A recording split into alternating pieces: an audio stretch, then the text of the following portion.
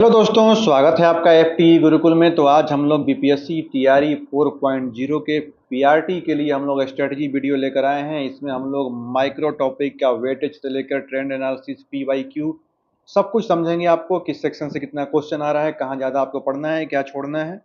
तो चलिए देर ना करते हुए वीडियो शुरू करते हैं। सबसे पहले मैं आपको एग्जाम का पैटर्न बता दूं। फिलहाल जो प्री मेंस का चर्चा है, तो मेंस का अभी कोई ऐसा नहीं लग रहा है कि मेंस होगा। तो एक ही एग्जाम होगा, उसी पे सिलेक्शन होगा। तो उसी को लेके हम लोग चलिए आगे बढ़ते हैं। और देखिए 150 नंबर का आपका एग्ज़ाम होता है, ये बात ध्यान रखिएगा। और आपके टोटल 2.5 घंटे होते हैं, ठीक है। अब 2.5 घंटे 150 क्वेश्चन में जो 30 क्वेश्चन होते हैं वो लैंग्वेज सेक्शन से होते हैं, जिसमें आपको बस क्वालिफाई करना होता है। हिंदी और इंग्लिश दोनों मिला के आपको 9 नंबर लाने होते हैं, 30%। अब जो आपका मेन सेक्शन है 120 नंबर, यही आपका मेरिट बनाता है। अब इसी 120 नंबर का हम पोस्टमार्टम करने वाले हैं। तो चलिए चलते हैं, मेरिट आधारित सेक्शन के वेटेज देखते हैं। देखिए जो पिछले टीआरई 1, 2, 3 ये तीनों जो हो चुका है, इसके एनालिसिस में हमने देखा है कि जो गणित और रीजनिंग होता है, इसको मिला के टोटल 30 से 35 एवरेज क्वेश्चन इसके आ रहे हैं। मतलब आपका हाई वेटेज टॉपिक आपका यही है, प्राइमरी जो मैथ होता है और जो मेंटल रीजनिंग होता है, ठीक है। तो आपको इस पर सबसे ज़्यादा फोकस करना है। हाँ, बहुत ज़्यादा लेवल का नहीं आता, मतलब ठीक ठाक आता है। आप अच्छे से कर लेंगे। अगर आप एनसीईआरटी पढ़ लेते हैं 6 से 10 का, काफ़ी है इसके लिए। इससे 30 से 35 क्वेश्चन आएंगे। उसके बाद जो सेकेंड हाईएस्ट टॉपिक है वो है आपका सामान्य विज्ञान। इससे आपके 25 से लेकर 20, कभी 25, कभी 22, ऐसे ही मतलब एवरेज 20 से 25 क्वेश्चन के बीच में आते हैं। इसका हाई वेटेज है। उसके बाद हमने देखा भारतीय राष्ट्रीय आंदोलन है, बीपीएससी का सेकंड फेवरेट टॉपिक है। 20 से 25 क्वेश्चन इससे पूछते हैं। इसमें इंडियन नेशनल मूवमेंट और कुछ क्वेश्चन जो हिस्ट्री के आते हैं, बट अगर देखा जाए तो 15 क्वेश्चन तो आपके इंडियन नेशनल मूवमेंट से ही आएंगे। और जो बचे हुए 10 क्वेश्चन हैं, इसमें आपके प्राचीन से लेकर मेडिवल शामिल कर देगा, कुछ 1857 के आंदोलन से, और उसमें क्वेश्चन कर देगा। नहीं तो आपको इंडियन नेशनल मूवमेंट में 1857 से लेके गांधी एरा सब कुछ पढ़ना है आपको। अब देखिए जो रहा जियोग्राफी और ईवीएस, इससे 15 से 20 क्वेश्चन आते हैं, ठीक है। उसके बाद करंट अफेयर और सामान्य जागरूकता, इससे 15 से 20 क्वेश्चन इससे भी आ रहे हैं। और इसमें देखिए, इसमें आपके कुछ बिहार से रिलेटेड भी क्वेश्चन आते हैं करंट अफेयर से, इसको भी पढ़ के जाना है। अब इसके अंदर क्या क्या इंपॉर्टेंट है इस टॉपिक का, माइक्रो एनालिसिस करते हैं हम। देखिए जो माइक्रो टॉपिक हम लोग देखते हैं मैथ और मेंटल एबिलिटी में, तो सबसे खासकर पीआरटी वालों के लिए स्पेशली है नंबर सिस्टम, सिंप्लीफिकेशन, उसके बाद परसेंटेज, ठीक है। उसके बाद प्रॉफिट लॉस, उसके बाद रेशियो, समय, कार्य, आयु, ये सबसे ज़्यादा इंपॉर्टेंट है। अरिथमेटिक सेक्शन आपका अधिकतर पूछता है। एडवांस से क्वेश्चन ना के बराबर आते हैं, ठीक है। कभी कभार पूछ दें तो अभी नहीं आता है। आपके 2D, 3D और जो आपके मेंसुरेशन और जियोमेट्री है, इसमें आपके ना के बराबर ही समझिए, 3 से 4 क्वेश्चन मुश्किल से पूछ देगा। नहीं तो अधिकतर इसी से क्वेश्चन आता है आपके, ठीक है। तो इसको पढ़ना है, बस बेसिक इसमें पढ़ लेना है, इससे आपका काम बन जाएगा, ठीक है। तो मैथ आपको क्या करना है, स्पेशली आपको परसेंटेज पहले पढ़ जाइए, फिर प्रॉफिट लॉस पढ़ जाइए, रेशियो पढ़ जाइए, समय कार्य पढ़ जाइए, आयु के आधारित जो क्वेश्चन होते हैं वो पढ़ जाइए, और टाइम एंड डिस्टेंस से भी क्वेश्चन देख लीजिएगा। ये इंपॉर्टेंट, मतलब अरिथमेटिक सेक्शन आपको अच्छे से रट के जाना है। उसके बाद रीजनिंग देखिए, नंबर सीरीज, कोडिंग डिकोडिंग हो गया, वेन आरेख, एनालॉजी और दिशा ज्ञान, इसी से हम लोग पिछले तीनों बार देखे हैं टीआरई 1, 2 और 3 में। तो खासकर इन्हीं सेक्शन से अधिकतर क्वेश्चन पूछे गए हैं। अब भारतीय राष्ट्रीय आंदोलन से देख लीजिए, इसमें 1857 की क्रांति, इसमें खासकर बिहार से रिलेटेड जो भी है, बाबू बियर कुंवर सिंह का देख लीजिएगा।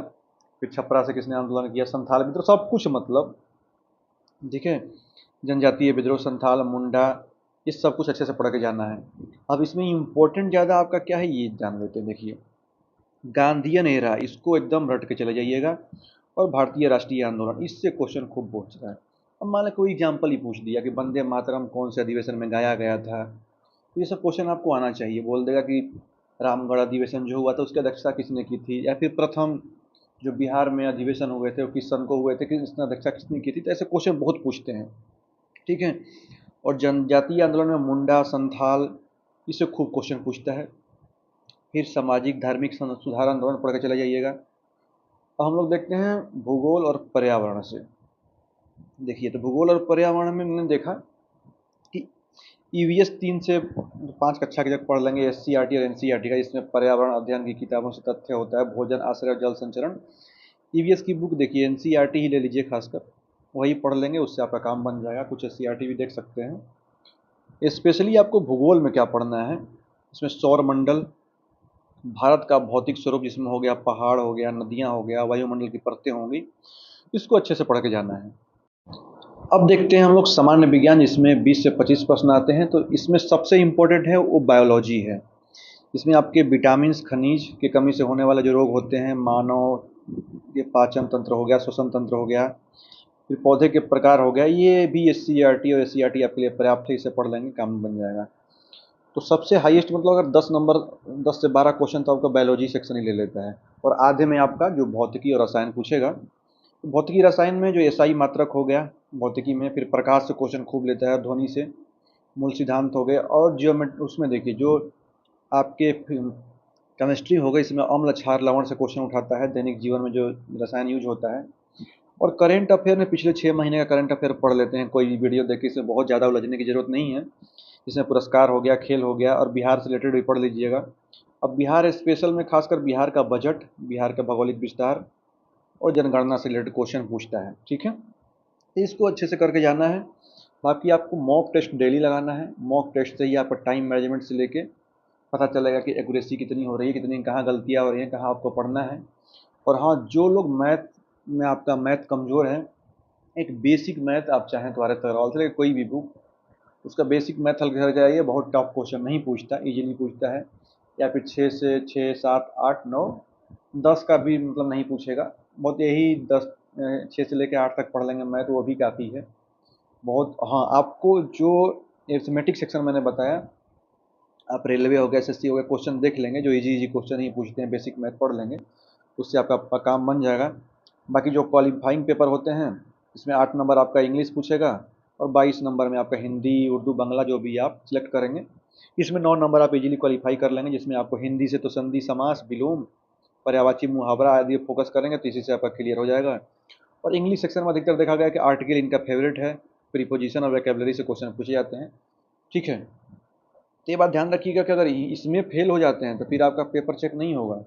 तो ध्यान रखिएगा कि इंग्लिश भी पढ़ना है और हिंदी भी पढ़ना है, 9 नंबर लाना है, ठीक है। 30% आपको अंक चाहिए। तो ये बात रही, पूरा इसका हमने पोस्टमार्टम कर दिया। बाकी अगर कुछ एक्स्ट्रा आपको जानकारी चाहिए, कुछ आपको लगता है कि कहाँ से क्या पढ़ना है, और कुछ एक्स्ट्रा मॉक से लेके, बुक से लेके, तो आप बेझिझक कमेंट में कमेंट कर सकते हैं, कमेंट बॉक्स में। तो बाकी मिलते हैं नेक्स्ट वीडियो में। जय हिंद।